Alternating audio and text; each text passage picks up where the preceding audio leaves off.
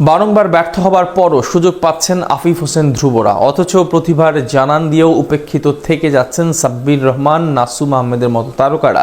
বোর্ডে একের পর এক পরিবর্তন আসলেও পরিবর্তন আসে না দল নির্বাচনে। গড়পড়তাভাবেই সুযোগ মেলে জাতীয় দলে। সাব্বির, নাসুমদের দলে নিতে কেন এত অনীহা টিম ম্যানেজমেন্টের, সেটা নিয়ে বিস্তারিত আলোচনা থাকছে প্রতিবেদনে।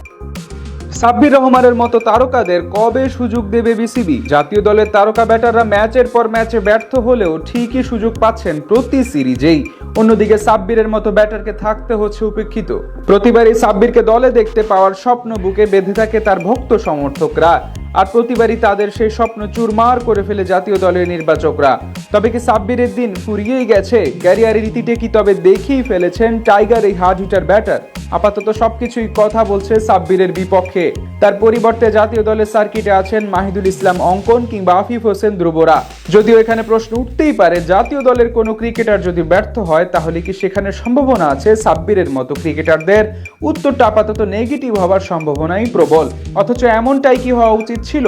সাব্বিরের মতো প্রতিভাকে এভাবে দিনের পর দিন দলের বাইরে রেখে নিজেদের ক্ষতিটাই বাড়াচ্ছে টাইগার টিম ম্যানেজমেন্ট। কেননা মুশফিক মাহমুদুল্লাহর বিদায়ের পর সাব্বিরই হতে পারতেন মাঝের ওভারে টাইগারদের কাণ্ডারি, কিন্তু সেটা আর হলো কই? এই দুই অভিজ্ঞ ব্যাটারের বিদায়ের পর টাইগার মিডল অর্ডারে যে অভাব সৃষ্টি হয়েছে সেটা কোনোভাবেই পূরণ করতে পারছে না টিম ম্যানেজমেন্ট। কখনো মাহিদুল ইসলাম অঙ্কন, আবার কখনো সুযোগ দেয়া হচ্ছে আফিফ হোসেন ধ্রুবকে। নুরুল হাসান সোহানও খেলেছেন কিছু ম্যাচে, তবে কোনো কিছুতেই কুল কিনারা করতে পারেনি টিম ম্যানেজমেন্ট। সবকিছুতেই ধরা দিয়েছে ব্যর্থতা। তারপরও সাব্বির রহমানের মতো পরীক্ষিত ব্যাটারদের দ্বারস্থ হয়নি বিসিবি। উপেক্ষিত থেকেই দিন পার করতে হয়েছে এই হার্ড হিটার ব্যাটারকে।